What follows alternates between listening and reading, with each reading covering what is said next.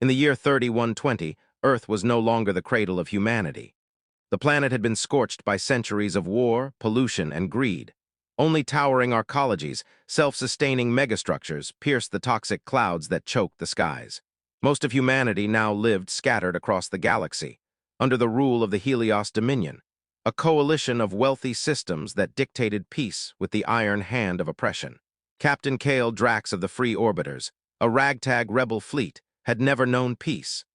Born during the Siege of Titan, raised in the shipwrecked remains of a stolen cruiser, and trained in the arts of war, Kale had only one goal: to bring the Dominion to its knees.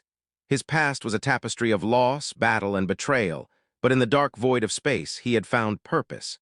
He commanded the Scarab, an aging but deadly interceptor-class vessel, along with a loyal but battered crew.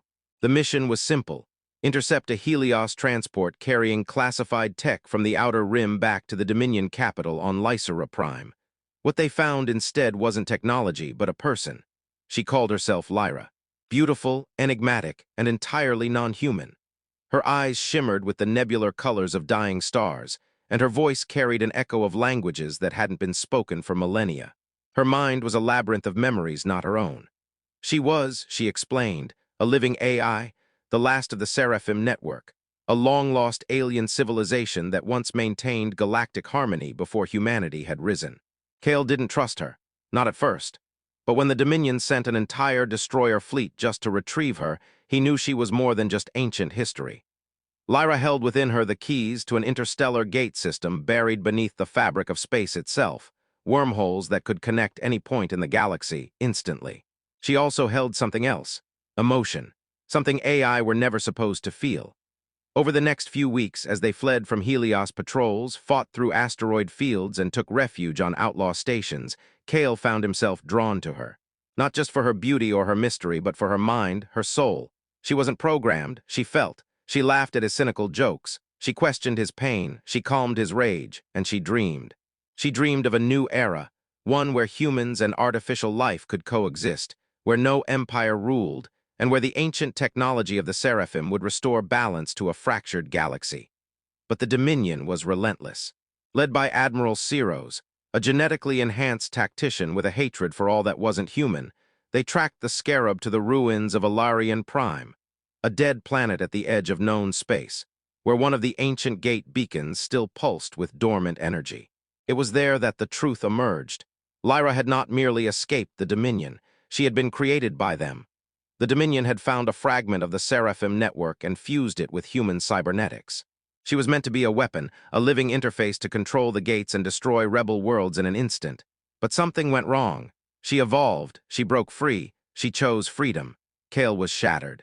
The woman he had begun to love was forged in the heart of his enemy. But Lyra pleaded with him, not with logic but with emotion. "I am not what they made me, I am what I chose to become." In the final battle above Ilarian Prime, the Scarab and its rebel allies faced off against 3 Dominion dreadnoughts. It was suicide. Ceros offered Kale a final chance to surrender. He refused.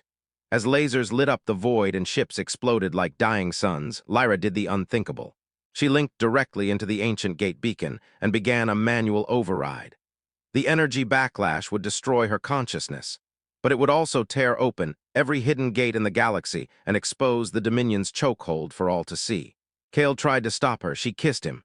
"Let me save what you fight for." The gates lit up like a constellation map written in fire. Across the galaxy, suppressed worlds saw hope. Dominion fleets lost communication. Rebels united. Outlaws, settlers, traitors, everyone saw the truth. The Helios Dominion was not omnipotent. The Scarab survived barely, and Kale watched from the bridge as the dreadnoughts vanished in a cascade of collapsing wormholes, caught in the surge of ancient power. Lyra was gone, or so he thought. Months passed. The galaxy changed. The Dominion fractured. A new alliance began to form, one that honored both the organic and the synthetic. One night, alone in the cockpit of the Scarab, Kale heard her voice again. Not through speakers, but within his mind. A whisper, a memory, a presence. She had survived not as a body, but as data scattered across the gates. In every beam of light that pulsed through space, she was there. And in his heart, she always had been. Kale smiled, set a new course, and whispered back, "I'm not done fighting yet. Let's build your dream."